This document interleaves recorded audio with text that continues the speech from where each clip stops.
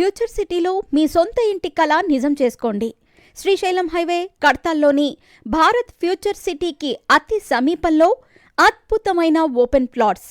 ప్రతి ప్లాట్పై అక్షరాల 2 లక్షల నగదు తగ్గింపు. రిజిస్ట్రేషన్ ఖర్చులు పూర్తిగా ఉచితం. అభివృద్ధి చెందుతున్న ప్రాంతంలో తక్కువ ధరకే పెట్టుబడి పెట్టే సువర్ణ అవకాశం. ఇలాంటి అవకాశం మళ్లీ రాదు. పరిమిత ప్లాట్లు మాత్రమే కలవు. మరిన్ని వివరాలకు ఇప్పుడే కాల్ చేయండి. మా ఫోన్ నంబర్ 7396744556. చేస్తుంది. నామము పలకడం ఎంత గొప్పదో, పూర్వజన్మలలో చేసుకున్న పుణ్యం ఎంత గొప్పదో, శరణాగతి ఎంత గొప్పదో మూడిటిని పెనవేసి చెప్తారు అష్టమస్కంధంలో. నీరాట వనాటములకు పోరాటము ఎట్లు కలిగి పురుషోత్తము చే ఆరాటమెట్లు మానెను ఘోరాటవిలోని భద్ర కుంజరమునకున్ అని అడిగాడు పరీక్షిత్ శుకబ్రహ్మని. ఆయన చెప్పేటప్పుడు గురువుగారు ఏం చేస్తారంటే, తగినంత ఉత్సాహంతో వింటున్నాడా, అసలు నీ చెప్పేదంతా వినాలని ఆసక్తి ఉందా, చూడడం కోసం ఏం చేస్తారంటే మధ్యలో కథని సంక్షిప్తంగా చెప్పేస్తారు. చెప్పేస్తే శిష్యుడు ఆర్తితో అడుగుతాడు, ఆగండి ఆగండి ఆగండి, అయ్యయ్యో అదేమిటండి అలా అనేశారు, అలా ఎలా జరుగుతుంది గురువుగారు, అది ఎలా సాధ్యం అంటాడు. అది విని సంతోషించి గురువు చెప్తాడు. ముందు హ్రస్వంగా చెప్పేశాడంతే శుకబ్రహ్మ.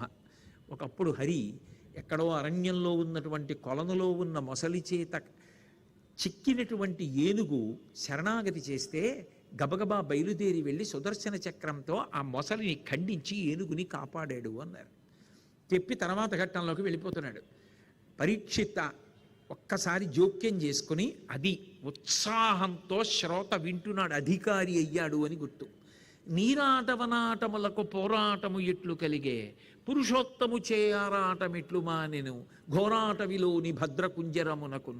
ఎక్కడో అరణ్యంలో ఏనుగుందా, అది నేల మీద తిరుగుతుందా, నీటిలోకి వెడితే దానికి బలం లేదా, నీళ్లల్లో మొసలుందా, నీళ్లల్లో ఉన్న మొసలి భూమి మీదకి రాదా, వచ్చిన నీళ్లల్లో ఉన్నప్పుడున్న బలం భూమి మీద ఉండదా, అటువంటిది నీళ్లల్లోకి ఏనుగు ఎందుకు వెళ్ళింది, నీళ్లు తాగాలంటే ఒడ్డున ఉండి తొండంతో తాగచ్చు కదా, నీళ్లు తాగాలనుకున్నవాడు బిందెలో దూరక్కర్లేదు, బిందెలోంచి తీసుకు తాగచ్చు కదా. అయినప్పుడు అసలు ఏనుగు సరోవరంలోకి ఎందుకు వెళ్ళింది, మొసలెందుకు పట్టుకుంది, మనుష్యులకే భగవంతుడు గుర్తురాడు కదా, ఏనుగు పురుషోత్తముడైన విష్ణువుని ఎందుకు పిలిచింది, ఆయన ఎందుకు బయలుదేరి వచ్చాడు, అరణ్యంలో జంతువులు ఒకదాన్నొకటి హింసించుకోవా, ఇది పిలిస్తే ఆయన ఎందుకు వచ్చాడు, మొసల్ని ఎందుకు చెప్పాడు, ఏనుగునెందుకు కాపాడాడు, నాకు కొంచెం వివరంగా చెప్పవలసింది అన్నాడు. అంటే అప్పుడు చెప్పడం మొదలుపెట్టాడు. ఒకప్పుడు పాలసముద్రంలో త్రికూటమనబడేటటువంటి ఒక గొప్ప పర్వతం ఉండేది. దానికి 10,000 యోజనముల పొడుగు వెడల్పు ఎత్తుతో ఉండేది. దానికి బంగారు శిఖరము, వెండి శిఖరము, ఇనప శిఖరము, 3 శిఖరములు ఉండేవి. ఆ పర్వతం మీద ఉండేటటువంటి అరణ్యాలలో చాలా గొప్ప ప్రాణి ఏది అంటే ఏనుగు. సర్వసాధారణంగా మృగరాజు అని సింహాన్ని పిలుస్తాం, కానీ ఆ త్రికూటం మీద ఉండేటటువంటి ఏనుగుల గుంపులుండేవే అవి చీకట్ల గుంపుల్లా ఉండేవి. కొద్దిగా సూర్యాస్తమయం అవుతుంటే ఏనుగుల గుంపులు వచ్చినట్టుగా చీకట్ల గుంపులు వచ్చి ఆవరిస్తాయి. అలాగే దాహం వేసినప్పుడు అవన్నీ కూడా గుహలలోంచి బయలుదేరి సాయంకాలం వేళ బయటికి వచ్చి నడుస్తుండేవి. ఆ ఏనుగుల గొప్పతనం ఏమిటంటే, తలగవు కొండలకైనను మలగవు సింగములకైన మార్కును కడిమిన్ గలగవు పిడుగులకైనను ఇలబల సంపన్న వృత్తి ఏనుగు గున్నల్. ఏమీ ఆంధ్రీకరించారండి పోతన గారు. వేరొక్కసారి ఆయన పాదాలకి శిరస్సు తాటించి నమస్కారం. ఎంత గొప్ప ఏనుగులంటే అవి తలగవు కొండలకైనను, కొండ అడ్డొస్తే మేము కొండ పక్క నుంచి వెళ్ళడం ఏమిటి అని కొండ శిఖరాన్ని తమ కుంభస్థలంతో బద్దలగొట్టి పెడతాయి కానీ పక్క నుంచి వెళ్ళవుట, అంత పొగరబోతు ఏనుగులవి. తలగవు కొండలకైనను మలగవు సింగములకైన మార్కును కడిమిన్. సింహం కల్లోకి వస్తే ఏనుగు చచ్చిపోవాలి, అలాంటిది సింహం ఎదురొస్తే ఆ ఏనుగు దాంతో యుద్ధం చేయడానికి సిద్ధపడుతుందట, కవ్విస్తుందట సింహాన్ని రమ్మని. అంత పొగరు కలిగినటువంటి ఏనుగులు. మలగవు సింగములకైన మార్కొను కడిమిన్ గలగవు పిడుగులకైనను. పిడుగుపడి పెద్ద చప్పుడొస్తే ఏమిటా చప్పుడైన ఆకాశం వంక తిరిగి ఎదురు తిరిగి ఘీంకరిస్తుందిట. గలగవు పిడుగులకైనను ఇలబల సంపన్న వృత్తి ఏనుగు గున్నల్. ఎంత పెద్ద మాట వేశారో. ఇంత బలం భూమి మీద ఉంటేనే, ఇంకొక భూతమునందు పనికిరాదు. అగ్నిలో కానీ, వాయువులో కానీ, ఆకాశంలో కానీ, నీటిలో కానీ ఏనుగు బలం ఉండదు. పైగా ఏనుగు బలమే ఏనుగుకి ప్రతిబంధకం. దాని ఒళ్ళే దాని బలం, దాని బరువే దాని బలం. అందుకే అది ఎక్కువ ఎగరలేదు, అంగుళం కూడా ఎగరలేదు. ఎందుకంటే దాని ఒంటి బరువు దానికి ఎక్కువ. అసలు రహస్యం అంతా వేరు గజేంద్రమోక్షణ కథలో. అది నేను ఎక్కడో మధ్యలో అవకాశం వచ్చినప్పుడు ప్రస్తావన చేస్తాను. కాబట్టి తలగవు కొండలకైనను మలగవు సింగములకైన మార్కును కడిమిన్ గలగవు పిడుగులకైనను ఇలబల సంపన్న వృత్తి ఏనుగు గున్నల్. ఎంత గొప్పగా వర్ణించారంటే పోతన గారు. ఆ ఏనుగుల గుంపులు వస్తుంటే పెద్ద పులి ఏదైనా అలా వెళ్ళిపోతుంటే ఇవన్నీ అడ్డు నించుని అది వెళ్లకుండా దారి అడ్డేసి దాన్ని ఆడిస్తాయిట. అది భయపడిపోయి ఎటు పారిపోదామా అని చూసేట్టు చేస్తాయిట. అంతంత భయంకరంగా అంత ఎత్తునుంటాయిట. ఏదో గురువాయూరులో రాత్రిపూట కృష్ణ పరమాత్మ ఊరిరిగింపు వస్తాయి భద్రకజాలు, అంతంత ఎత్తునుంటాయి. అంతంత ఎత్తు కన్నా ఇంకా పెద్ద ఎత్తు అయినటువంటి ఏనుగుల గుంపులు. దానికి ఒక నాయకుడు, దానికి ఒక గొప్ప రాజు. ఆ రాజు ఎన్ని లక్షల మందో పరివారం, అంతమంది భార్యలతో ఆయన ఉంటాడు. ఒక్క భార్యలే 10,00,00,000,000 10,00,00,000,000 మంది భార్యలు ఆయనకి. అంటే ఆయన ఎంత బలవంతుడో, ఇక పరివారం ఎంత ఉంటుందో ఆలోచించండి. అటువంటి ఏనుగుల గుంపులు వస్తుంటేట సాయంకాలం వేళ నీళ్లు తాగడానికి పులుల మొత్తంబులు పొదరిండ్లలో దూరు ఘోరభల్లూకముల్ గుహలసొచ్చు భూదారములు నేల బొరియలలో దాగు హరిదంతములకేగు హరిణచయము మడుగులలో దాగు మహిష సంఘంబులు గండశైలంబుల కపులబాకు వాల్మీకముల సొచ్చు వనభుజంగంబులు నీలకంఠంబులు నింగికెగయు వెరచి చామరీమృగంబులు వీచువాల చామరముల విహరణ శ్రమమువాయ భయద పరిహేల విహరించు భద్రకరుల గాలి సోకిన మాత్రాన జాలినుంది అన్నారు. ఆ ఏనుగుల గుంపులు వస్తుంటేట పులులన్నీ కూడా పారిపోయి పొదరిళ్లలో దాక్కుంటాయిట. ఈ ఇలుకుబంట్లన్నీ కూడా పరిగెత్తుకుంటూ వెళ్ళిపోయి ఎక్కడో గుహల్లోకి వెళ్ళిపోతాయిట. భూదారములు నేల బొరియలలో దాగు అడవి పందులన్నీ గోతులు తీసుకుని గోతుల్లో దూరిపోతాయిట. భూదారములు నేల బొరియలలో దాగు హరిదంతములకేగో హరిణచయము దిగ్గజములు ఉండేటటువంటి ప్రదేశం వరకు భూమి చివర వరకు పారిపోతాయిట లేళ్ళు జింకలు ఆ ఏనుగులు చూస్తే. అంతేకాదుట మడుగుల దొరబారు మహిష సంఘంబులు దున్నపోతులన్నీ నీళ్ల మడుగుల్లోకి వెళ్ళిపోయి కనపడకుండా నీళ్లలో దూరిపోయి పడుకుంటాయిట. గండశైలంబుల కపులుపాకు కొండల మీద ఉన్న పెద్ద పెద్ద శిలల మీదకి కోతులన్నీ ఎక్కేసి కూర్చుని కిచకిచలాడుతూ ఉంటాయిట ఏనుగుల గుంపులు చూసి భయపడిపోయి. వాల్మీకముల చొచ్చు వనభుజంగంబులు పెద్ద పెద్ద నాగుపాములు కూడా భయపడిపోయి ఏనుగులు వచ్చేస్తున్నాయని గబగబా పాకుతూ వెళ్ళిపోయి కలుగుల్లోకి వెళ్ళిపోతాయిట. నీలకంఠంబులు నింగికెగయ్యం. నిజానికి నెమలంత ఎత్తెగరదు, కానీ నెమళ్ళు ఆకాశానికి ఎగిరిపోతాయిట ఇవి వస్తున్నాయని. పాపం చామరీ మృగం ఎక్కడికి పోతుంది? చామరీ మృగానికి పెద్ద తోకుంటుంది కుచ్చు, దాని వెంట్రుకలు తీసే చామరం చేస్తారు. ఆ చామరం భగవంతుడికి వేస్తే ఆయనకి అలసట తీరుతుంది. అందుకే మనం అభిషేకం పూజ అంతా చేశామనుకోండి ఆయనకి కొంత బడలిక కలుగుతుంది. ఆ బడలిక పోవడానికి రాజోపచారాల్లో చామరం వేస్తారు. అది చామరీ మృగం యొక్క వెంట్రుకలు. ఆ చామరీ మృగాలు ఏం చేసాయంటే పారిపోలేక తోకలు బరువు కదూ, అందుకని ఏనుగులు వస్తుంటే మేము భగవంతుడికి మా వెంట్రుకలు తీసి చామరం చేసి చామరం వేస్తారు, మేము మా తోకలెత్తి మీకు చామరాలు వేస్తాం, మమ్మల్ని ఏం చేయకండి. తోకలెత్తి ఏనుగులకి చామరాలు వేస్తాయిట. వెరచి చామరీ మృగంబులు వీచువాల చామరముల భయద పరిహేల విహరించు భద్రకరుల గాలి సోకిన మాత్రాన జాలినుంది. ఆ ఏనుగుల గాలి తగిలేటప్పటికీ చామరీ మృగాలు కూడా అంత భయపడిపోతాయిట. అంత గొప్ప ఏనుగుల గుంపు. ఇవి అన్నీ కూడా యథేచ్ఛగా పరమ సంతోషంగా ఎంతో ఆనందంగా గడిపేస్తున్నాయి. ఆ గడిపేస్తున్నటువంటి సమయంలో ఏనుగులన్నీ నీళ్ల కోసం బయలుదేరి వెళ్ళిపోతున్నాయి. ఈ మధ్యలో ఈ రాజు మిగిలినటువంటి భార్యలందరితో కలిసి సరసల్లాపాలు ఆడుకుంటూ వాళ్లతో కలిసి సంతోషంగా గడుపుతూ వాళ్ళ తొండాలతో తన తొండం పెనవేస్తూ కనపడినటువంటి పువ్వుల గుత్తులు చిగురుటాకులు కోసి భార్యల నోటికి అందిస్తూ విలాసంగా నడుస్తున్నాడు. నడవడంలో మిగిలినటువంటి ఏనుగుల గుంపుల నుంచి విడిపోయాడు. ఈయన ఒక్కడే మిగిలిపోయాడు. విశేషమైనటువంటి దాహం వేస్తోంది. ఎక్కడో అక్కడ నీళ్లు తాగాలి వెతుక్కుని మొత్తం మీద తన పరివారం అంతటితో కలిసి ఒక సరోవరం దగ్గరికి వెళ్ళాడు. పరమాద్భుతమైనటువంటి రీతిలో ఉంది ఆ సరోవరం. తుమ్మెదలన్నీ జంకారం చేస్తున్నాయి. అందులో అరవిరిసినటువంటి పద్మములు, ఆ పద్మములలోంచి పుప్పుడి నీళ్లల్లో కలిసింది. ఈలా లవంగగనసార సుగంధి తీర్థం దివ్యం వియచ్చరితి హేమ ఘటేషు పూర్ణం అంటారే, అలా పూల పుప్పుడితో కలిసినటువంటి నీరు సరోవరంలో ఉంది.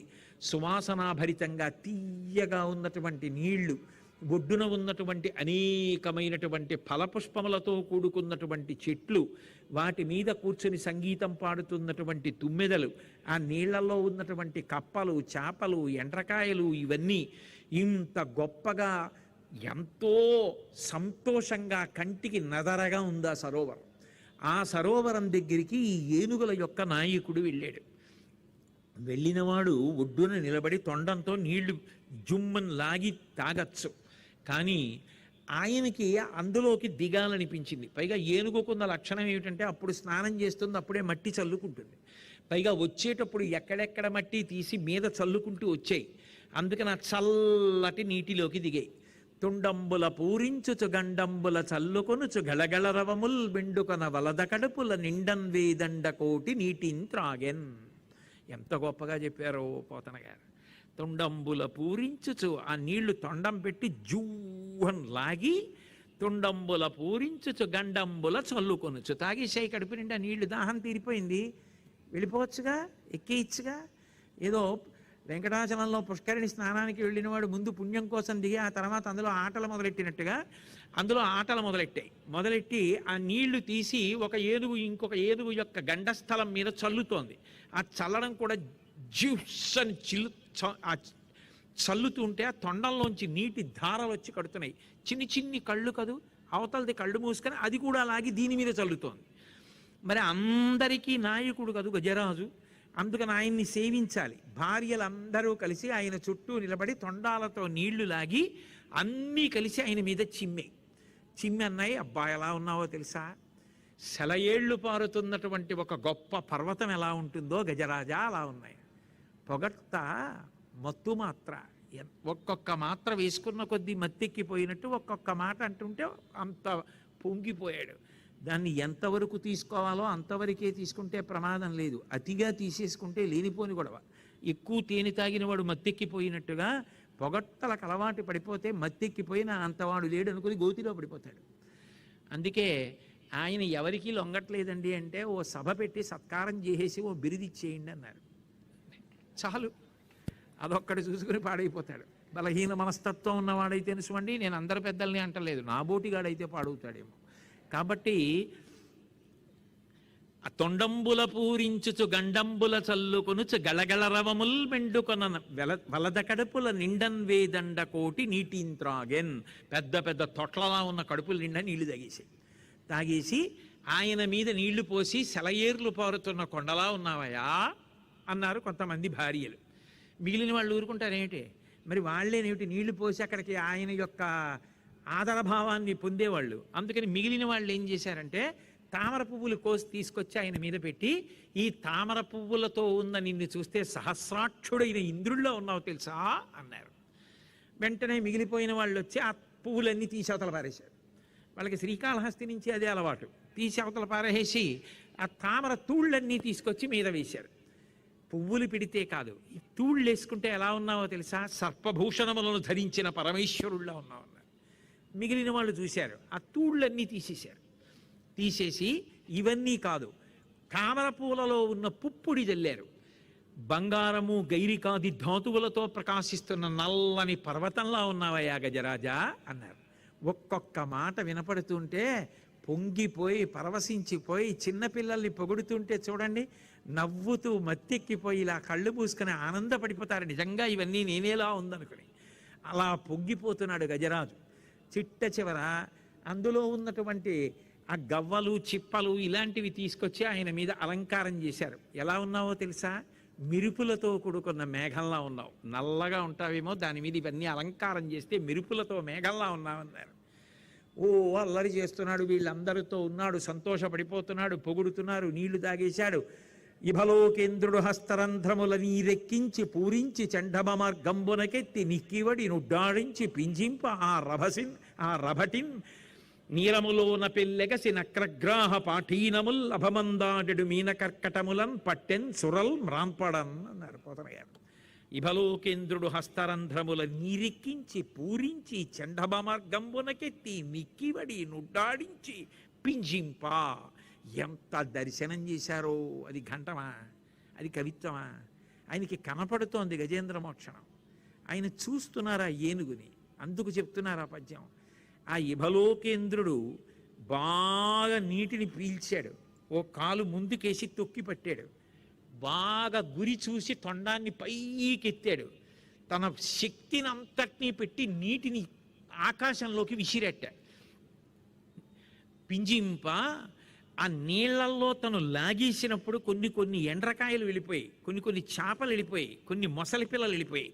ఇప్పుడు చిమ్మితేట ఎండ్రకాయలన్నీ కర్కాటక రాశిలోకి వెళ్ళిపోయాట, చేపలన్నీ మీనరాశిలోకి వెళ్ళిపోయాట, మొసలి పిల్లలన్నీ మకర రాశిలోకి వెళ్ళిపోయాట. దేవతలు ఆశ్చర్యపోయేట, ఏమిట్రా ఈ బలం, ఏమి ఏనుగురా అని. అంటే అతిశయోక్తి అలంకారం కావచ్చు, కానీ ఏనుగు బలం చెప్పడానికి పోతన గారు వేసిన పద్యం. ఇభలోకేంద్రుడు హస్తరంధ్రముల నీరెక్కించి పూరించి చండభ మార్గంబునకెత్తి నిక్కివడి నుడ్డాడించి పింజింప. ఆ రభటిన్ నీరములోన పిల్లగసి నక్రగ్రాహ పాటీనముల్ అభమందాడెడు మీనకర్కటములన్ పట్టెన్ సురల్ మ్రాంపడం. అందరూ ఆశ్చర్యపోయేటట్టుగా ఆ ఆడ ఏనుగులతో కలిసి క్రీడిస్తున్నాడు, ఎంతో సంతోషంగా ఉన్నాడు. ఆయన కాళ్ళ కింద పడి ఆ తొండం దెబ్బలకి చేపలు చచ్చిపోయాయి, ఎండ్రకాయలు చచ్చిపోయాయి, మొసలి పిల్లలు చచ్చిపోయాయి. దూరంగా సరస్సులో ఒక పెద్ద మొసలి చూసింది. సరసిలో నుండి పొడగని సంభ్రమించి ఉదరి కుప్పించి లంఘించి హూంకరించి భాను కబళించి పట్టు స్వర్భానుపగిది ఒక్క మకరేంద్రుడి భరాదు నుడిసిపట్టే. అది చదువుకోమని ఎవరు చెప్పారండి? శాబ్దిక ప్రత్యక్ష ప్రసారం చేశారు పోతన గారు. ఆ పద్యాలు చదువుకుంటుంటే ఆ ఏనుగు, ఆ సరస్సు, ఆ మొసలి కనపడతాయి. అంత గొప్ప రచన చేసేశారంతే. విజృంభణం అసలు గజేంద్ర మోక్షణ ఘట్టంలో పోతన గారిది. స్వేచ్ఛానువాదం. వ్యాసుల వారు మూలంలో ఇచ్చినటువంటి కథకి భిన్నంగా వెళ్ళిపోయారు, అంత పరవశించి వెళ్ళిపోయారు. విష్ణు భగవానుడు అంగీకరించాడు పోతన గారి ఆంధ్రీకరణని. కాబట్టి సరసిలో నుండి పొడగని సంభ్రమించి ఉదరి కుప్పించి లంఘించి హోంకరించి ఎలా పడ్డాయో ఆ పద్యాలు. ఆ మొసలి చూసిందిట, పెద్ద మొసలి. ఒకసారి నీటి మీదకి ఇలా తేలింది. మా చిన్నతనంలో 5 రూపాయల గోళీలని ఉండేవి, పెద్ద పెద్ద గోళీలు. దాన్ని కొట్టడానికి వేళ్ళు సరిపోయేవిగో, అయినా ఏదో నానా కష్టాలు పడి దాన్ని వేళ్ళుని పెట్టేట్టుగా ఆడుతుండేవాళ్ళం. ఆ పెద్ద పెద్ద గోళీకాయలు ఉండేవి, అలా అంతంత కళ్ళు, రెప్పలెత్తి నీటి మీదకి లేచి చూసింది. ఉదరి కుప్పించి లంఘించి హోంకరించి, ఓసారి నోరు బాగా తెరిచింది, హోంకరించింది.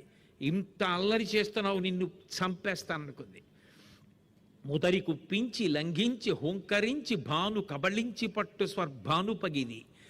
పర్వం రోజున రాహు సూర్యబింబాన్ని ఎలా పట్టుకుంటాడు అంటే, వదులుతుంది సుమా అని చెప్పడానికి మనం భయపడకుండా పోతన గారు నీళ్లలోకి మునిగిపోయి నీళ్ల లోపల నుంచి బయలుదేరి వెళ్ళి ఏనుగు యొక్క కాలు పట్టుకోవడానికి సిద్ధపడుతోంది. కాళ్ళు పనిచేసినంత కాలం తిరుగుతాడు, అక్కర్లేని తిరుగుడంతా. ఊపిరిపోయాక కొడుకు చేసే మొదటి పని ఏమిటంటే మంత్రంతో 2 పాదాల బొటన వేళ్ళు కలిపి కట్టేస్తాడు. మా నాన్నగారు ఈ పాదాలతో అక్కర్లేని తిరుగుడు చాలా తిరిగాడు. మా నాన్నగారి యొక్క శరీరమునందున్నటువంటి సమస్త దేవతలు అనుగ్రహించి ఈ శరీరము పునీతము కావాలి, అగ్ని యందు వేసినప్పుడు హవిస్సుగా వెళ్ళాలని బొటన వేళ్ళు కట్టేస్తాడు. కాబట్టి ఆ పాదాన్ని పట్టుకోవాలి. ఎక్కడి నుంచి రావాలి? కాలంలోనే రావాలి మృత్యువు. కాబట్టి నీటి అడుగు నుంచే వచ్చింది. వచ్చి ఠక్కున పట్టుకుంది కాల్ని.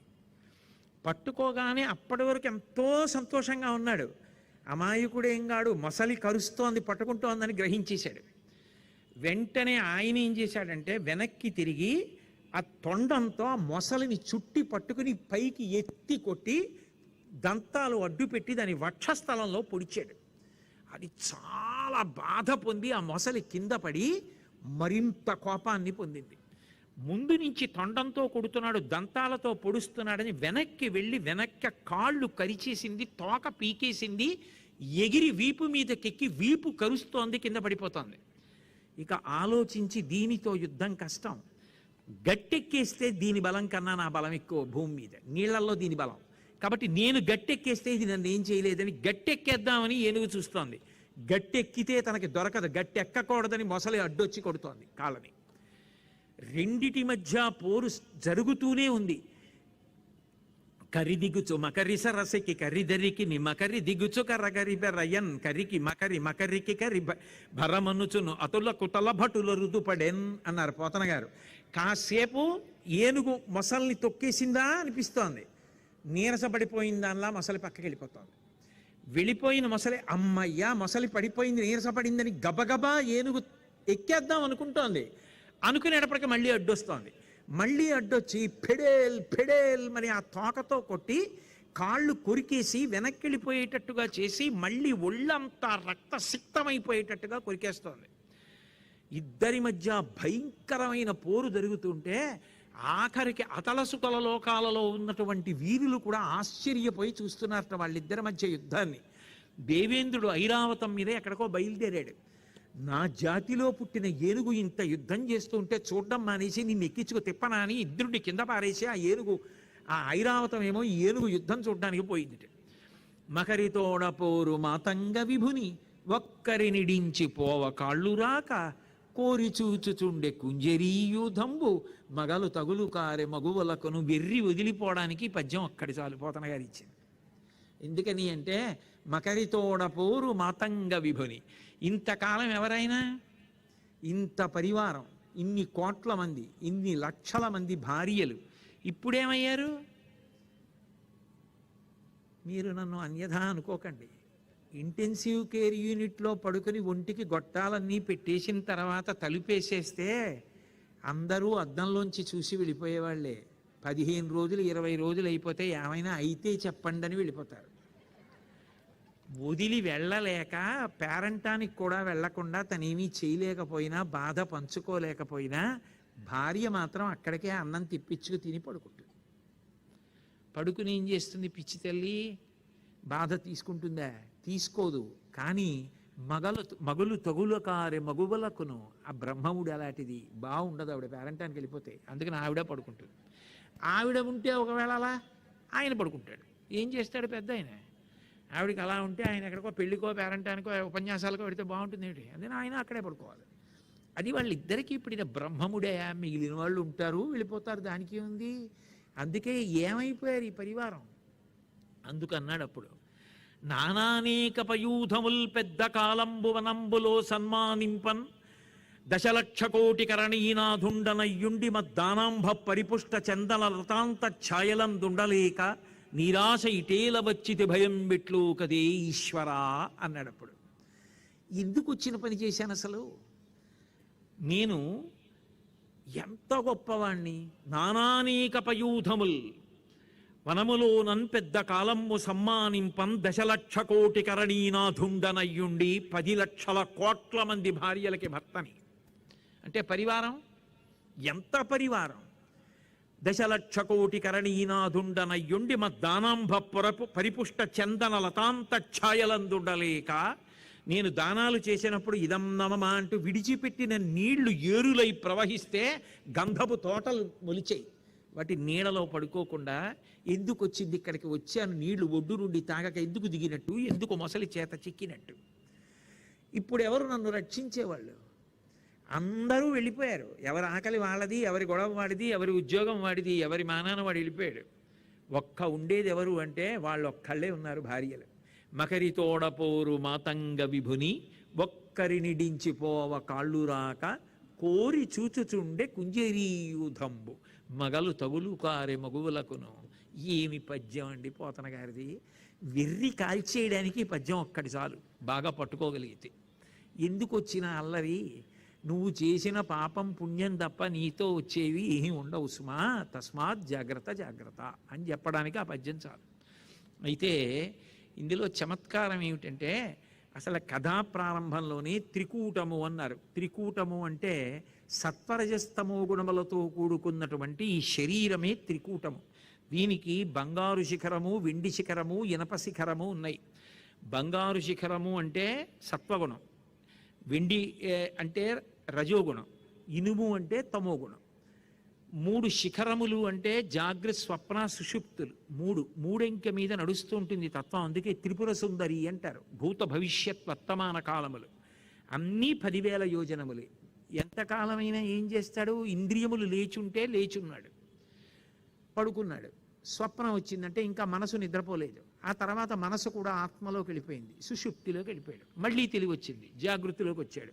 మళ్ళీ పడుకున్నాడు, కల వచ్చింది, స్వప్నంలోకి వెళ్ళాడు. మళ్ళీ గాఢ నిద్రలోకి పోయాడు, సుషుప్తిలోకి వెళ్ళాడు. మళ్ళీ తెలివి వచ్చింది, జాగృతిలోకి వచ్చాడు. ఎన్నాళ్ళైనా 3లో తిరుగుతాడు. ఇవాళ కాసేపటికి భూతకాలం అయిపోతుంది, వెళ్ళిపోయిన కాలం. మళ్ళీ భవిష్యత్తు మీద ఆశ, జరుగుతున్న వర్తమానం బాగుండాలని కోరుకుంటాడు.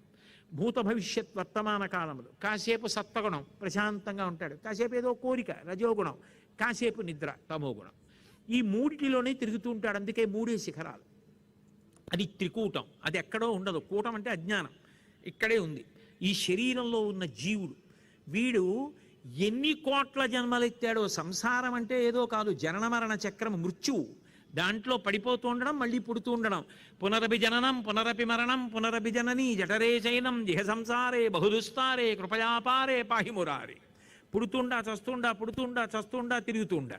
ఇది ఎప్పుడు చచ్చిపోయాను గతంలో, ఎన్ని కోట్ల జన్మలలో ఎప్పుడెప్పుడు చచ్చిపోయాను అంటే మృత్యువుతో పోరాడుతూనే ఉన్నాడు, సంసారంతో పోరాడుతూనే ఉన్నాడు. జీవుడు విడుదల పొందాలని కుదరదు, ఆ విడుదల పొందలేకపోయాడు. అందుకే మళ్ళీ పుడుతూనే ఉన్నాడు. అందుకే ఏనుగు మొసలతో ఎంతకాలం పోరాడింది అంటే అలయక సొలయక వేసట నొలయక కరి మకరితోడ నుద్దండత రాత్రులు సంధ్యలు దివసంబులు సలిపెన్ పోరొక్క 1000 సంవత్సరముల్. ఎంత గొప్ప ఆంధ్రీకరణం! అలయక సొలయక. ఎంత వైద్యశాలలో పడుకున్నా, ఎన్ని రోజులు అయిపోయినా ఇంటికి వెళ్ళిపోతానేమో అన్న ఆశే తప్ప అలిసిపోయాను, అబ్బా పోతే పోయింది లేదు అంటారా? ఎలా అంటాడు నాబోటి అజ్ఞాని? అలయక సొలయక వేసట నొలయక కరి మకరతోడ నుద్దండత రాత్రులు సంధ్యలు దివసంబులు. రాత్రుళ్ళు, సంధ్యాకాలాలు, దివసాలు. ఎప్పుడు ఎన్ని జన్మలు, ఎన్ని కోట్ల జన్మల్లో ఎన్ని మాటలు మృత్యువుతో పోరాడానో ఆఖరికి సూలిపోయాను. సలిపెన్ పోరొక్క 1000 సంవత్సరముల్. 1000 అంటే సంస్కృతంలో సహస్రం, సహస్రం అంటే అనంతం, లెక్కకందనిది. 10,00,000 కోటి కరణీనాథుండనయ్యుండి. 10 లక్షల కోట్ల మంది భార్యలు. ఎవరికి? జీవుడికి. ఇవాళ ఈ శరీరంలో ఉన్నాడు. ఇప్పుడు ఈ జన్మలో నాకు ఒక ధర్మపత్ని ఉంది, ఇక్కడికి రాలేదు కానీ ఉంది. కానీ ఈ జీవుడు వేరొక శరీరంలో ఉన్నప్పుడు అప్పుడో భార్య ఉంది. ఎన్ని కోట్ల జన్మలు ఎత్తానో అన్ని కోట్ల జన్మలలో అంతమంది భార్యలు ఉన్నారు, అంతమంది పిల్లలు ఉన్నారు, జీవుడికి ఉన్నారు. ఇప్పుడు ఈ జీవుడు ఈ శరీరంలోకి వచ్చాక ఒక ధర్మపత్ని ఉంది, ఈ శరీరంలోకి వచ్చాక కొంతమంది పిల్లలు ఉన్నారు. మళ్ళీ ఇంకో శరీరంలోకి పోతే ఎదురింట్లోనే పుట్టినా తెలియదు, వీళ్ళు నా పిల్లలే ఒకప్పుడని తెలియదు. కాబట్టి 10,00,000 కోటి కరణీనాథుండనయ్యుండి మద్దామాంభ పరిపుష్ట చందలకాంత ఛాయలందుండలేక నీరాశ ఇటేల వచ్చితి భయం బెట్లో కదే ఈశ్వర. జీవుడు తిరుగుతూనే ఉన్నాడు, కష్టపడుతూనే ఉన్నాడు. సంసారం మృత్యువు నుంచి విడుదల పొందాలి, ఇక చావకూడదు. చావకూడదంటే ఇక పుట్టకూడదు. కానీ ఏది సంసారం నుంచి విడుదలేది? ఆ పాపాలు పుణ్యాలు ఓపిక ఉన్నంతకాలం చేస్తూనే ఉన్నాడు, మళ్ళీ అనుభవించడానికి మళ్ళీ పుడుతూనే ఉన్నాడు. మళ్ళీ సంసారం, మళ్ళీ మగ్గుతున్నాడు, మళ్ళీ సత్వరజస్తమో గుణాలు, మళ్ళీ జాగ్రత్త స్వప్న సుషుప్తులు, మళ్ళీ భూత భవిష్యత్ వర్తమాన కాలాలు, మళ్ళీ సత్వరజస్తమో గుణాలు. ఆ శిఖరం మీదకి ఈ శిఖరం, ఈ శిఖరం నుంచి ఆ శిఖరం, అన్ని 10,000 యోజనాలు తిరుగుతూనే ఉన్నాడు. ఇదే బాగుంది అనుకుంటున్నాడు, మళ్ళీ చచ్చిపోతున్నాడు, మళ్ళీ పుడుతున్నాడు. అదే సంసార భ్రమణ పరితాపోపశమనం అంటారు భగవద్భక్తి అయితే శంకరులు.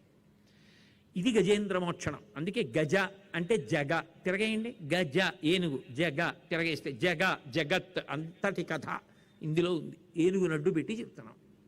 జరగలేదా? జరిగింది. కానీ ప్రతిరోజు పారాయణ చేయండి, నిత్యపారాయణ చేయండి అని ఎందుకన్నారంటే గజేంద్ర మోక్షణాన్ని మన కథే కాబట్టి. మన కథే కాబట్టి గజేంద్ర మోక్షణం రోజు చదువుకుంటే వెర్రి విరిగిపోయి భగవంతుని యందు భక్తి నిలబడుతుంది అన్నారు. కాబట్టి పాపం ఆయన చేసే పోరు ఆయన చేస్తున్నాడు, కష్టపడుతున్నాడు అంతా. ఆఖరికి ఎముకలన్నీ విరిగిపోయి, ఎందుకంటే లేచి కొట్టేస్తోంది తోకతో. ఆ కొట్టినప్పుడల్లా ఎముకలు విరిగిపోయి తోక అంతా కొరికేసింది, కడుపు అంతా కొరికేసింది. వైద్యశాలలో ఉన్న తర్వాత ఇంకా ఏమి తినడానికి ఏముంటుంది? నోట్లో గొట్టం పెట్టి ఎక్కిస్తుంటే కడుపు కొరికేలా. కాబట్టి కడుపు కొరికేసింది, తోక కొరికేసింది, వీపు కొరికేసింది, ఎముకలు విరిగిపోయాయి, సంధిబంధములు జారిపోయాయి. ఎవ్వరూ లేరు, ఏమైనా అయితే చెప్పండి అని వెళ్ళిపోయారు. ఎవరికైనా అంతే కదా, ఓ రోజు చూస్తారు, 2 రోజులు చూస్తారు, 15 రోజులు చూస్తారు, 20 రోజులు చూస్తాడు. వాడు అమెరికాలో ఉద్యోగం చేసుకుంటున్నవాడు వాడు మాత్రం ఎన్నాళ్ళు ఉంటాడు? బాబాయ్ అంతగా ఏమైనా అయితే చెప్పు బాబాయ్, ఎన్నాళ్ళు ఉద్యోగం వదిలేస్తానని వాడు తుర్రుమంటాడు. వాడు మళ్ళీ ఏమైనా అయితే అంటే దాని అర్థం ఏంటి? కాబట్టి ఎవరుంటారు? ఆవిడ ఒక్కతే ఉంటుంది అంతే. మకరితోడ పోరు మాతంగ విభుని ఒక్కరి నిడించిపోవ కాళ్ళు రాక కోరి చూచుచుండే కుంజరీయుధంబు మగలు దగులు గారె మగువలకను. అందుకని ఆవిడే ఉండాలంతే. కాబట్టి అలాగే చేస్తున్నాడు యుద్ధం. పాపం మొసలి దానికి చాలా అణువు ఏర్పడిపోయింది. ఇంకా ప్రతిఘటించగలిగిన శక్తి ఏనుక్కిపోతోంది. పాదద్వంద్వము నేలమోపి పవనున్ బంధించి పంచేంద్రియోన్మాదంబున్ పరిమార్చి బుద్ధిలతకున్ మారాకు హత్తించి నిష్కేద బ్రహ్మ పదావలంబనరతిన్ క్రీడించు యోగీంద్రు మర్యాదన్ అక్రమ విక్రమించ కరి పాదాక్రాంత నిర్వక్రమై. ఈ ఒక్క పద్యం గురించి పెద్దలు ఎంత వ్యాఖ్యానం చేశారు. ఇది పోతన గారు తప్ప అన్యులు రాయలేరు ఈ పద్యం అన్నారు. ఒక యోగితో పోల్చారు మొసల్ని. పాదద్వంద్వము నేలమోపి చక్కగా ఏనుగు పాదం దగ్గర హాయిగా కూర్చుంది. పవనున్ బంధించి, ఒక యోగి చూడండి పద్మాసనంలో కూర్చుని ఊపిరిని బంధించి కుంభకంలోకి వెళ్ళి పంచేంద్రియాలు మనసు యొక్క ఉన్మాదాన్ని ఆపేసి వెనక్కి వెళ్ళిపోయి ఆత్మయందు నిలబడి పరమేశ్వర ధ్యానమునందు ఐక్యమైపోయినట్టుగా అక్కడే ఉండి ఏనుగు యొక్క కాలు నోట్లో పట్టుకుని కర్ర కర్ర కర్ర కర్ర నవిలేస్తోంది. నెత్తురు ధారల కింద కారిపోతోంది. అయితే తెలుగు భాషకి పట్టాభిషేకం జరిగిపోయింది. ఎలా అంటే పోతన గారు ఎంత లీనమైపోయారంటే ఆ పద్యరచన చేస్తున్నప్పుడు ఆయనకి ఏనుగు కాల్ని మొసలి పట్టుకుని కురుకుతూ ఉండడం కనపడుతోంది. ఆ కనపడుతున్నప్పుడు ఆయనకి కవిత్వంలో ఏమైపోయిందంటే ఆఖరి పాదలంలో నక్రము విక్రమించ కరి పాదాక్రాంత నిర్వక్రమై, కాకింద రావత్తు అన్ని మాటలు పడిపోయింది. నక్రము విక్రమించ కరి పాదాక్రాంత నిర్వక్రమై 4 మాటలు పడింది. మీరు బాగా ఆలోచించండి. కా బొద్దుగా ఉంటుంది. తెలుగులో కా అన్న అక్షరం బొద్దుగా ఏనుక్కాల్లో ఉంటుంది. దాని కింద రావత్తేశారనుకోండి మొసలు నోరు తెరిచి పట్టుకున్నట్టుంటుంది. పోతన గారి మనసులో నోరు తెరిచిన మొసలి ఏనుగు కాలు పట్టుకోవడం కనపడుతోంది. అంత తాదాత్మ్యత పొంది చేస్తున్న రచన. అందుకే ఆఖరి పాదంలో 1 మారు కాదు, 2 మాటలు కాదు, 3 మాటలు కాదు, 4 మాటలు కాకింద రావత్తు పడిపోయింది. అందుకే నక్రము విక్రమించ కరి పాదాక్రాంత నిర్వక్రమై. ఇప్పుడు ఆలోచించి ఏం చేయాలి? అయిపోయింది ఓపిక. అందరూ గట్టెక్కేశారు. అంతమంది వచ్చి తొండంతో కొట్టేస్తే మొసలేమైపోతుంది అని మాత్రం నన్ను అడగద్దు.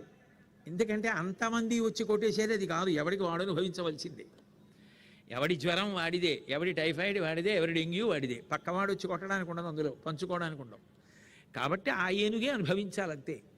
కాబట్టి ఇప్పుడు ఆయన ఏం చేస్తాడు? ఆలోచించాడు. పృథుశక్తిన్ గజమాజలగ్రహముతో పెక్కేండ్లు పోరాడి సంశిథిలంబై తనలావు వైరి బలమున్ చింతించి మిథ్యామనోరథమింకేటికి దీని గల్వ సరిపోరంజాల రాదంచు ఇట్లనే పూర్వపుణ్య ఫల దివ్య జ్ఞాన సంపత్తితోన్. అందుకొచ్చా 6వ స్కంధంలోంచి 8వ స్కంధంలోకి అందుకు దూకే. పూర్వపుణ్యఫల దివ్య జ్ఞాన సంపత్తితోన్. పూర్వజన్మలో చేసుకున్న పుణ్యం వల్ల ఒక విషయం జ్ఞాపకానికి వచ్చింది ఏనుక్కి. ఏమిటి జ్ఞాపకానికి వచ్చింది అంటే పృథుశక్తిన్ గజమాజల గ్రహముతో పెక్కేండ్లు పోరాడి సంశిథిలంబై, భూమి మీద ఉంటే మాత్రమే బలంగా ఉండగలిగినటువంటి ఏనుగు నీటిలోకి దిగినప్పుడు తనకి అంత బలం ఉండదని తెలుసుకుని నీటిలో ఉన్నప్పుడు విశేష బలాన్ని పొందగలిగినది మొసలన్న విషయాన్ని రూఢం చేసుకుని ఇక నీటిలో ఉండి తాను మొసలితో యుద్ధం చేసి మొసలి నోటిలోంచి కాలు విడిపించుకొని గట్టెక్కలేను బ్రతకలేనన్న విషయం బాగా స్పష్టమైపోయిన తరువాత ఈ గట్టు మీద ఎక్కేసిన వాళ్ళు కానీ గట్టెక్కి వెళ్ళిపోయిన వాళ్ళు కానీ తిరిగొచ్చి అందరూ కలిసి నా బాధ పంచుకుని నన్ను ఈ సంసారము నుండి మృత్యువు నుంచి విడుదల చెయ్యరని బాగా తెలుసుకున్నవాడై ఇప్పుడు నన్ను కాపాడేవాడు ఎవరైనా ఉన్నాడా, కాపాడతాడా అని ఆలోచించి ఒక్కసారి జ్ఞాపకానికి వచ్చింది. ఉన్నాడు ఉన్నాడని అంటూ ఉంటారు భగవంతుడు. ఇప్పటిదాకా అది ఎప్పుడు పూజ చేయలేదు, అది ఎప్పుడు పిలవలేదు. కానీ పూర్వపుణ్యఫల దివ్య జ్ఞాన సంపత్తితో ఎప్పుడో పూర్వజన్మలో చేసింది పుణ్యం, అది ఇప్పుడు జ్ఞాపకంగా మారింది. ఉన్నాడు భగవంతుడు అని జ్ఞాపకానికి వచ్చింది. జ్ఞాపకానికి వచ్చి భగవంతుణ్ణి పిలిచింది. పిలిచినప్పుడు చమత్కారం ఏమిటంటే అది ఏ పేరు పెట్టి పిలవాల. రామారా, కృష్ణారా, సీతారా, పార్వతీరా, శివారా, సుబ్రహ్మణ్యారా, వినాయకారా అంటే తెలిసిపోతుంది, వచ్చేస్తారు. అది ఏ పేరు పెట్టకుండా పోనీ భగవంతుని యొక్క గుణములా అంటే అలాగా మాట్లాడకుండా నన్ను వచ్చి భగవంతుడు కాపాడాలంతే. వ్యాసుల వారు మహానుభావుడు మూలంలో అంటారు, తస్మై నమ పరేశాయ బ్రహ్మణే అనంతశక్తయే అరూపయోరు రూపాయ నమ ఆశ్చర్యకర్మణే నమ శాంతాయ ఘోరాయ మూఢాయ గుణధర్మిణే నిర్విశేషాయ సామ్యాయ నమో జ్ఞానఘనాయ చ క్షేత్రజ్ఞాయ నమస్తుభ్యం మహాధ్యక్ష సాక్షిణే పురుషాయ ఆత్మమూలాయ మూల ప్రకృతయే నమః సోహం విశ్వసృజం విశ్వమవిశ్వం విశ్వవేదసం విశ్వాత్మానం పరం బ్రహ్మ ప్రణతోస్మి పరమం పదం యోగరంధిత కర్మాణో హృదియోగ విభావతే యోగినోయం ప్రపశ్యంతి యోగేశం తం నతో స్పృహం నమో నమస్తే కిల కారణాయ నిష్కారణాయ అద్భుత కారణాయ సర్వాగమన్నాయ మహార్ణవాయ నమోపవర్గాయ పరాయణాయ అంటారు. వ్యాసుడు మూలంలో ఎలా చెప్పారో యథాతథంగా అంధీకరించారు పోతన గారు. ఎవ్వని చే జనించు జగమెవ్వని లోపల నుండు లీనమై ఎవ్వని ఎందుడిందు పరమేశ్వరుడెవ్వడు మూల కారణంబెవ్వడు అనాది మధ్యలుడెవ్వడు సర్వము తానయైన వాడెవ్వడు వాని ఆత్మభౌ ఈశ్వరునే శరణంబు వేడెదన్. ఎవరి వలన ఈ సమస్త బ్రహ్మాండములు సృష్టింపబడుతున్నాయో, ఎవడు నిర్వహిస్తున్నాడో, ఎవడు మహాప్రళయంలో తనలోకి తీసుకుంటున్నాడో, ఎవడు నిరంతరము కాపాడతాడో, ఎవడు శాంతమూర్తియో, ఎవడు క్రోధమూర్తియో, ఎవరు భగవంతుడో, ఎవరు సచ్చిదానంద స్వరూపమో, ఎవడికి మళ్ళీ పుట్టడం అనేటటువంటిది లేదో, ఎవడు వికారములకు అతీతుడో, దేశకాలాతీతుడై సర్వకాలముల యందు ఆయన ఒక్కడు మాత్రం అలాగే ప్రకాశిస్తూ ఉంటాడో, ఎవరు సమస్త జీవుల యొక్క కర్మలను తెలిసి ఉంటాడో, దీనులు పిలిస్తే పలుకుతాడో, రక్షిస్తాడో, అటువంటి భగవంతుడు రావాలని నేను కోరుకుంటున్నాను. ఆ భగవంతుడు స్త్రీ పురుష నపుంసక మూర్తిను కాక తిర్యక్కమరనాది మూర్తిను కాక కర్మ గుణభేద సరసత్ప్రకాశి కాక వెనుకనన్నియుతానగు విభుతలంతో. నిజానికి ఆ పురుషుడు స్త్రీ కాడు, పురుషుడు కాడు, నపుంసకుడు కాడు, ఆయన ఏ లింగములకు సంబంధించినటువంటి వాడు కాడు, ఆయన కాంతి స్వరూపుడు, అంతటా పరివ్యాప్తమై ఉంటాడు. అటువంటి వాడు భక్తులు పిలిచినప్పుడు ఒక రూపాన్ని తీసుకుని వస్తాడని నేను విన్నాను. నర్తకొని భంగి పెక్కగు మూర్తులతో ఎవ్వడాడు మునులు దివిజులను కీర్తింప నేరెవరిని అట్టివాణిను తింటున్. ఒకే వ్యక్తి నాటకం వేసినప్పుడు కాసేపు కృష్ణుడిగా, కాసేపు కుచేరుడిగా, కాసేపు నారదుడిగా వేసినట్టే ఒకే భగవానుడు అనేక రూపాలతో ఏకత్వమేహ బహుధా భవభాసిలోకే నిశంకధీర్ వృషభకేతన మల్లినాథ శ్రీ భ్రామరి ప్రియ సుఖాశ్రయ లోకనాథ అన్నట్టుగా ఒక్క భగవంతుడే ఇన్ని రూపములను పొందుతున్నాడో, ఇన్ని రూపములను పొందుతున్నటువంటి ఆ ఒక్క భగవంతుడు ఎవరున్నాడో ఆయనని రమ్మని నేను కోరుకుంటున్నాను. ఆయన రావాలి, వచ్చి కాపాడాలి.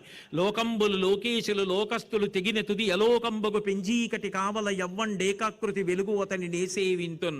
ఈ లోకాలను పరిపాలించే వాళ్ళు, లోకాలలో ఉన్నవాళ్ళు అందరూ కూడా మహాప్రళయమునందు కటిక చీకటి ఆవరించి సూర్యచంద్రులు కూడా లేకుండా నీళ్లతో నిండిపోతే, ప్రళయ జలాలతో ఉండిపోతే, నామరూపాత్మకమైన జగత్తు నశించిపోతే, సూర్యచంద్రుల ప్రకాశం కూడా ఆగిపోతే, ఇతరుల ప్రకాశం అవసరం లేకుండా ఏ ఒక్కడు తనంత తాను ప్రకాశిస్తూ ఉండిపోతాడో అటువంటి వాడు నన్ను రక్షించడానికి రావాలని కోరుకుంటున్నాను. ఆయన రావాలి. ఎవరు రావాలి? 33 కోట్ల మంది దేవతలు ఎవరిని పిలుస్తున్నాడని ఆగిపోయారు.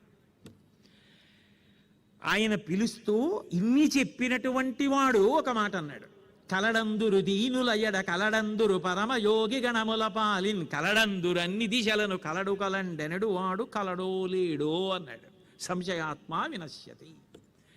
అందరిలో ఉంటాడు, దీనుల ఎడల ఉంటాడు, పిలిస్తే పలుకుతాడు. ఎవరైనా బాధతో ఉండి స్వామి రక్షించు అంటే పరిగెత్తుకొస్తాడు. అంతటా ఉన్నాడని నేను విన్నానని ఒక్కసారి అంతటా కలయ చూశాడు. అన్నారు కానీ ఉన్నాడన్నారు కానీ ఆ ఉన్నాడన్నవాడు ఉన్నాడో లేడో అన్నాడు. కలడందురు దీదులయడ కలడందురు పరమయోగి గణముల పాలిన్ కలడందురు అన్ని దిశలను కలడు కలండనెడు వాడు కలడో లేడో అన్నాడు. ఇక ప్రాణం పోయే స్థితి వచ్చేసింది, కురికేస్తోంది మొసలి. అప్పుడు శరణాగతి చేశాడు. శరణాగతి అంటే తన ప్రయత్నం అంతా విడిచిపెట్టేసి భగవంతుడే తనని కాపాడాలని మొరపెట్టుకుంటే, తన బలహీనత చెప్పి ఈశ్వరుణ్ణి రమ్మంటే శరణాగతి. అందుకని అప్పుడు భగవంతుణ్ణి పిలిచాడు. పిలుస్తూ అన్నాడు, కలుగడే నా పాలి కలిమి సందేహింప కలిమిలే ములులే కలుగువాడు నా కడ్డబడరాడినలిని సాధువుల చేబడిడి సాధువుల కడ్డుపడిడివాడు చూడడే నా పాటు చూపుల చూడక చూచువారల కృప చూచువాడు నీలతో నామరాలింపడే మరగుల మరలెరుంగుచు తన్ను మరగువాడు అఖిల రూపముల్ తన రూపమైనవాడు ఆది మధ్యాంతములు లేక ఎరలువాడు భక్త జనముల దీనుల పాలివాడు వినడే చూడడే తలపడే వేగరాడే. ఏ మహానుభావుడు దీనుల ఎడ కూడా ఉంటాడో, కష్టసుఖములతో సంబంధం లేనివాడై ఉంటాడో, వీడు డబ్బున్నవాడా, వీడు డబ్బు లేనివాడా, పురుషుడా, స్త్రీయా, వీడు చదువుకున్నవాడా, చదువుకోనివాడా అని చూడకుండా పిలిచినంత మాత్రం చేత ఉన్నాడని నమ్మి శరణాగతి చేస్తే వస్తాడో అటువంటి వాడు రావాలి. కానీ అంతటా ఉన్నాను కాబట్టి ఇదిగో ఇక్కడి నుంచి వచ్చేస్తున్నానని వస్తే మాత్రం కాదు. లీలతో నామరాలింపడే మరగుల మొరలిరుంగుచు తన్ను మరగువాడు. నేను ఇంత బాధలో ఉన్నానని నమ్మి పిలుస్తున్నాను కాబట్టి ఆయన కూడా తనని తాను మరిచిపోయి రావాలి. లావొక్కింతయు లేదు ధైర్యము విలోలంబయ్యే ప్రాణంబులా ఠావుల్ తప్పెను మూర్ఛవచ్చ తనువుండశ్యన్ శ్రమం బయ్యడిం నీవే తప్ప ఇతప్పరం వెరుగ మన్నింపందగుం దీనునిన్ రావే ఈశ్వర కావవే వరద సంరక్షింపు భద్రాత్మక.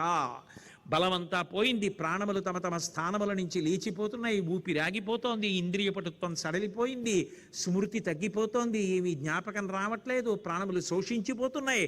స్వామి నువ్వు ఎక్కడో ఉన్నావు అంటున్నారు, శరణాగతి చేస్తున్నాను, నువ్వు తప్ప నన్ను రక్షించేవాళ్ళు లేరు, తెలుసుకున్నాను, నువ్వు బయలుదేరి రావలసిందే. ఓ కమలాప్త, ఓ వరద, ఓ ప్రతిపక్ష విపక్ష దూర, కుయ్యో ఓ మునియోగి వందిత, ఓ సుగుణోత్తమ, ఓ శరణాగతామరానోక, ఓ మునీశ్వర మనోహర, ఓ విమల ప్రభావ, రావే కరుణింపవే శరణార్థిని నన్ను కావవే.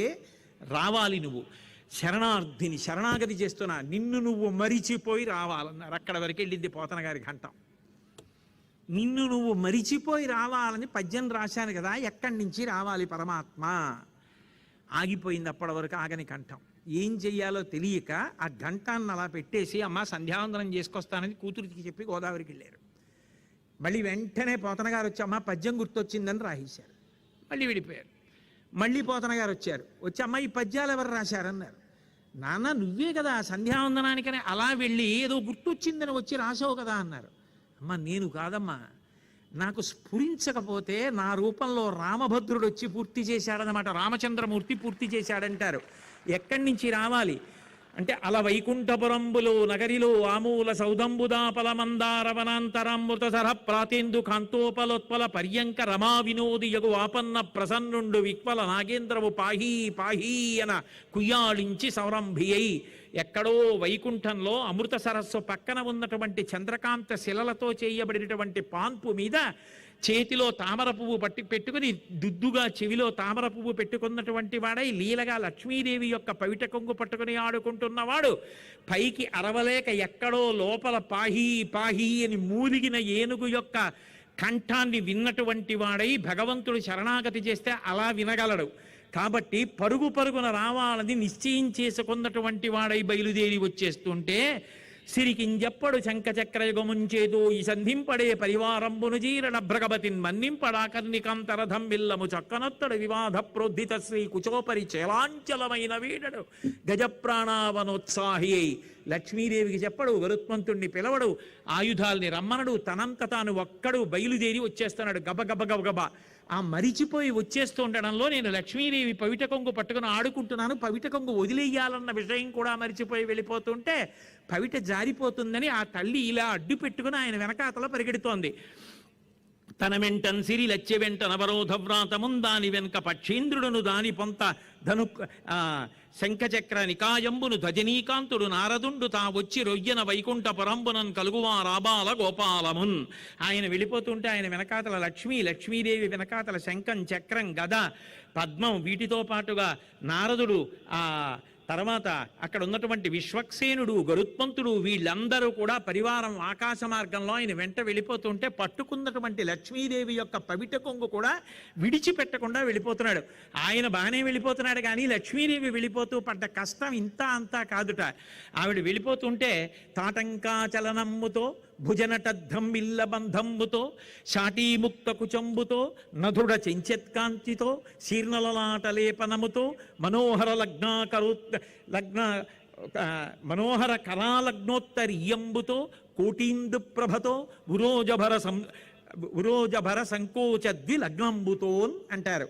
ఆ తల్లి తాటంకములు ఊగిపోతున్నాయిట, పెట్టుకున్న చెవులకు పెట్టుకున్న ఆభరణాలు. ఒక పక్క నుంచి పెద్ద కొప్పు, ఇంత కొప్పు ఉంటుంది ఆవిడికి, అందుకే అంతంత పెద్ద పూలు పెట్టుకుంటుంది. ఆ నడుస్తూ ఉండడంలో పవిట ఇలా పట్టుకు నడిస్తే భుజాలు ఇలా లేస్తుంటే కొప్పుకు అటు ఇటు తగిలి కొప్పు నృత్యం చేస్తోందిట. నడుము నకనకలాడిపోతోందిట, పెట్టుకున్న వడ్డాణం జారిపోతోంది. ఓ పక్క ఆయనేమో పవిట పట్టుకెళ్ళిపోతున్నాడు, ఇలా చేతులు పట్టుకుంది.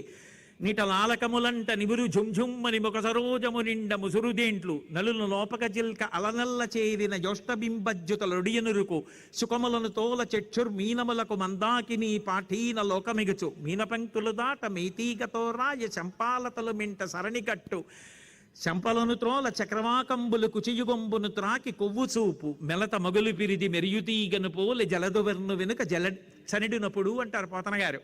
ఆ తల్లి వెడుతుంటే మొట్టమొదట ఆవిడ వెడుతున్నప్పుడు ఆవిడ ముఖం వంక చూసేట తుమ్మెదలు అచ్చు పద్మల్లా ఉంది. పద్మాననే పద్మ ఊరు పద్మాక్షి పద్మ సంభవే కదా, పద్మల్లా ఉంది. తేనె తాగుదామని తుమ్మెదలు వచ్చి వాలిపోతున్నాయిట. ఓ చేత్తో పవిట పట్టుకుని ఓ చేత్తో తుమ్మెదలు తోలుకుందిట. కొంచెం ముందుకు వెళ్ళేటప్పటికి ఆవిడ ఎర్రటి పెరివి చూసి దొండపండు అనుకుని చిలకలు వచ్చి కొరుకుతున్నాయిట. అయ్యయ్యో ఇది నా పెదివే, దొండపండు కాదని చిలకల్ని తోలిందిట. ఇంకొంచెం ముందుకు వెళ్ళేటప్పటికి ఆకాశగంగలో ఉన్న చేపలు ఆవిడ యొక్క కళ్ళు చూసాయిట. వక్రలక్ష్మీ పరివాహ చలన్మీనాభలోచన, చేపల్లా ఉంటాయి ఆ కళ్ళు. చిన్న చేపల్ని పెద్ద చేపలు తిందామనుకుని ఆకాశగంగలో ఉన్న చేపలు వచ్చి ఆ కళ్ళని కొరకబోతున్నాయిట. అయ్యో ఇవి నా కళ్ళు చేపలు కావని చేపల్ని తోలిందిట. ఇంకొంచెం ముందుకెళ్ళిందిట. మేఘాలు అనుకున్నాయిట, మెరుపుతీగా మేఘం వెళ్ళిపోతున్నాయి. ఇద్దరు నల్లగా ఎర్రగా ఉంటారు కదా, మబ్బు మెరుగుతీగా వెళ్ళిపోతున్నాయి. మనం వెళ్ళాలా ఉంది, ఇంద్రుడు ఆజ్ఞాపించాడని మెరుపులన్నీ వచ్చేస్తున్నాయిట. అయ్యో అయ్యో మెరుపులు రాకండి, నేను మెరుపుతీగని కాను లక్ష్మీదేవిని అందిట. ఇంకొంచెం ముందుకెళ్ళేటప్పటికి చక్రవాక పక్షులు చూసి తమ చక్రవాకాలే అనుకుని వచ్చి ఆమె యొక్క వక్షస్థలాన్ని గుద్దుకున్నాయిట. అయ్యో ఇవి చక్రపాక పక్షులు కావు, నా వక్షస్థలం అని చెప్పి చక్రవాక పక్షుల్ని తోలిందిట. ఇంత కష్టపడి విడుతోంది ఆవిడ. ముందుకి అడుగేసి స్వామి ఎక్కడికి ఎడుతున్నారండి అని అడుగుదామంటే అసలు పలికితే కదా. ఇంకొంచెం 2 అడుగులు వేస్తే గబగబా వెళ్ళిపోతున్నాడు. కాళ్ళకి కాళ్ళు తగిలి పడిపోతుందేమో తెలియదు. వీళ్ళందరూనేమో వెనక నుంచి వస్తూ అమ్మా ఎక్కడికి ఎడుతున్నాడమ్మా, అసలు అడుగమ్మా, ఏమిటమ్మా పరుగు ఏమిటమ్మా అంటారు. అడుగుదామంటే ఆగడు. పోనీ ఇలా పిలుద్దామంటే పవిట పట్టుకుపోతున్నాడు, ఇలా చెయ్యి అడ్డు పెట్టుకుంది. పాపం ఎంత కష్టపడిందో. అడిగెదనని కడుబడి జను అడిగిన తన మగడు నుడుబడ నిన్నడయడగున్ వెడబెడ్డ సిడిముడి దడబడ నడుగిడ్డు నడుగిడ్డదు జడిమ నడుగిడ్డు డలన్ అంటారు పోతన గారు. లక్ష్మీదేవి నడక ఎంత తడబడిందో శ్లోకం పద్యం కూడా అంత అందంగా తిరిగింది. ఆవిడ అంత కష్టపడుతూ ఆయన్ని అనుగమించిందిట. అనుగమించి వెళ్ళిపోతుంటే అనుకున్నారట అందరూ, ఇలా ఎప్పుడూ వెళ్ళడు కదా మహానుభావుడు, ఇలా వెళ్ళిపోతున్నాడేమిటి, తను వేంచేయు పదంబు పేర్కొనరనాథ స్త్రీ జనాలాపముల్ వినెనో మృత్యురించిరో ఖలుల్ వేద ప్రపంచంబులన్ ధనుజానీకము దేవతానగరిపై దండెత్తెనో భక్తులంకని చక్రాయుధుడేడి తెల్పుడని ధిక్కారించిరో దుర్జనుల్. రాక్షసులు వచ్చి స్వర్గలోకం మీద పడ్డారా, ఎవరైనా వచ్చి వేదాలు ఎత్తుకుపోయారా, ఎవరైనా చిన్న పిల్లాడు భక్తుడిని పట్టుకుని ఏడి భగవంతుడు చూపించమని రాక్షసులు నిగ్రహించారా? అటువంటి సందర్భాల్లో పరిగెడుతుంటాడు. లేదా ఏదైనా సభలో ఎవరైనా స్త్రీ ఆర్తనాదం చేసిందా? ద్రౌపదీదేవి కోసం ఒకప్పుడు పరిగెత్తాడు, ఏం జరిగిందని వాళ్ళల్లో వాళ్ళు ముచ్చటించుకుంటూ అడగడానికి ధైర్యం చాలక అందరూ ఆయన వెంట పరిగెత్తుకుంటూ వెళ్ళిపోతుంటే ఆఖరికి ఇలా పడిపోతున్నటువంటి జుత్తు దిద్దుకోడు, జారిపోతున్నటువంటి తామర దుద్దు సర్దుకోడు. అలాగే ఆవిడ పైట పట్టుకుని గబగమా వెళ్ళిపోతుంటే ఆకాశ మార్గంలో ఎవరో ఇలా కూర్చున్న వాళ్ళు సభలో ఒకసారి పైకి చూశారట. చనుదంచెన్ ఘనుడల్లవాడే హరి పద్దంగంటిరే లక్ష్మి శంకరినాదమ్మది చక్రమల్లది భుజంగధ్వంసయున్వాడే కన్నన నీతించ నటంచు వేల్పులు నమో నారాయణాయేతి నిస్వనులై మృక్కిరి మింట హస్తి దురవస్థా వక్రికిన్ చక్రికిన్. కింద కూర్చుని చూస్తుంటే అడుగడుగడుగో నీలమేఘశ్యాముడు పట్టుబట్ట కట్టుకుని 4 చేతులతో ఉన్నవాడు లక్ష్మీదేవిని పట్టుకుని మహానుభావుడితో వెళ్ళిపోతున్నాడు నమో నారాయణ అంటుంటే ఇంకొంతమంది లేచి అదిగోదుగో వెనక అతల పచ్చటి పట్టుబట్ట కట్టుకుని ఎర్రటి లక్ష్మీదేవి వెళ్ళిపోతోందన్నాడు. ఇంకొకడు లేచి విరి శేషుడు రా, ఆదిశేషుడు తెల్లటి పావు రూపంలో అదిగో శేషుడు వెళ్ళిపోతున్నాడు. శంఖనినాదం అదే, శంఖం ఇలా వెళ్ళిపోతుంటే గాలి దూరి అందులోంచి చప్పుడు వస్తోంది. అదిగదిగో మహానుభావుడిది పాంచజన్యం శంఖం చూడండి అని కొంతమంది అంటున్నారు. శంఖనినాదం అదే, సుదర్శన చక్రం 1000 అంచులతో వెళ్ళిపోతోంది చూడండి, శంఖమల్లదే అని చక్రమున్ అదియే అంటూ నమో నారాయణ ఏతి నిస్వనులై మృక్కిరి మింట హస్తి దురవస్థా వక్రికిన్ చక్రికిన్. నారాయణ నారాయణ నమో నారాయణ అని అందరూ పైకి చూసి నమస్కారాలు పెడుతుంటే ఆగకుండా అదే పనిగా పరివారంతో పట్టించుకోకుండా గబగబా వెళ్ళిపోయి ఆ కాలు కొరికేస్తున్నటువంటి మొసలి మీద తన సుదర్శన చక్రాన్ని విడిచిపెట్టి మొసలి యొక్క కుత్తుక కోసేశాడు. కోసేస్తే కాలు విడిచిపెట్టబడితే అప్పుడు ఏనుగు ఎంతో సంతోషంగా ఆ ఒడ్డు ఎక్కేటప్పటికి మిగిలిన ఆడ ఏనుగుల గుంపులు, మిగిలిన వాళ్ళు, పరివారం, రాజు బ్రతికాడు కదూ, మళ్ళీ గబగబా అందరూ చేరారు. ఇప్పుడు పూర్వం ఉన్న తిక్క లేదు, పూర్వం ఉన్న పిచ్చి లేదు, వాళ్ళతో తొండం మాత్రం కలిపాడంతే. కలిపి వచ్చి ఆ పైకి ఎక్కలేకపోతుంటే తొండాన్ని పట్టుకుని పైకి లాగి శ్రీమన్నారాయణుడు ఒళ్ళు నిమిరాడు. పూర్ణ స్వస్థతని పొందాడు. కంఠం తెగిపోయినటువంటి ఆ మొసలి పూర్వజన్మలో హూహూ అన్న గంధర్వుడు ఇతర గంధర్వకాంతలతో కలిసి స్నానం చేస్తూ ఉంటే ఆ దేవల మహర్షి అనబడేటటువంటి మహర్షి నీళ్లలో దిగి తాను చెయ్యవలసిన అనుష్ఠానం చేసుకుంటుంటే పక్కనున్న కాంతలు బక్కగా ఎలా ఉన్నాడో నీటి అడుగు నుంచి వెళ్ళి కాళ్ళు లాగు అన్నారు. వాళ్ళని సంతోష పెట్టడం కోసం, అటువంటి మహాత్ముణ్ణి ఇబ్బంది పెట్టడం కోసం నీటి అడుగు నుంచి ఈత కొడుతూ వెళ్ళి కాళ్ళు పట్టుకు లాగాడు. ఆయన కింద పడిపోయి లేచారు. నీటిలో ఉండి అడుగు నుంచి వచ్చి కాంతల్ని సంతోష పెట్టడం కోసం నా కాలు లాగి కింద పడేశావు, నీకు ఇది సంతోషంగా ఉంది కాబట్టి మొసలివై పుట్టి నీళ్లలో ఉండి ఇదే పనిగా కాళ్ళు పట్టుకుని లాగి పీకి కొరికి చంపి బ్రతుకుతుండు అన్నారు. ఎప్పుడు నాకు శాప విమోచనం అన్నాడు. ఒకానొకనాడు ఒక ఏనుగుని ఇలాగే పట్టుకుంటే సుదర్శన చక్ర ధారల చేత భగవానుడు నీ కంఠాన్ని తరిగేస్తాడు, అప్పుడు నీకు శాప విమోచనం అన్నారు. ఆయన గంధర్వుడై గానం చేస్తూ భగవానుడిని స్తుతి చేసి మళ్ళీ గంధర్వలోకానికి వెళ్ళిపోయాడు. మరి ఏనుగు ఎవరు అన్నారు. అంటే ఒకనాడా నృపుడచ్యుతున్మనములో నూహించుతున్మౌనియ్య కలంక స్థితియున్నచో కలచుటిండట్టోటికిన్ వచ్చి లేవక పూజింపకయున్న మౌనిగని నవ్యక్రోధుడై మూఢా లుబ్ధకిరంద్రత్తమ యోని పుట్టుమని శాపం బిచ్చ భూవల్లభ. ఇంద్రజుమ్నుడు అనబడేటటువంటి రాజు ఒకప్పుడు ద్రవిడ దేశాన్ని దక్షిణ దేశంలో పరిపాలిస్తుండేవాడు. ఓ పర్వత శిఖరం మీదకెక్కి నారాయణ మంత్రానుష్ఠానం చేస్తూ శ్రీహరి దర్శనం కోసం చూస్తున్నాడు. అగస్త్య మహర్షి వచ్చారు. మహాపురుషులు వచ్చినప్పుడు ఏ పనిలో ఉన్నా ఆపి ముందు మహాపురుష దర్శనం చేసి స్వాగతం పలకాలి. అలా పలకకుండా ఆదరణ చెయ్యలేదు కాబట్టి మహాపాపం సంక్రమించకుండా ఉండడానికి అగస్త్యుడే శాపం ఇచ్చేశాడు.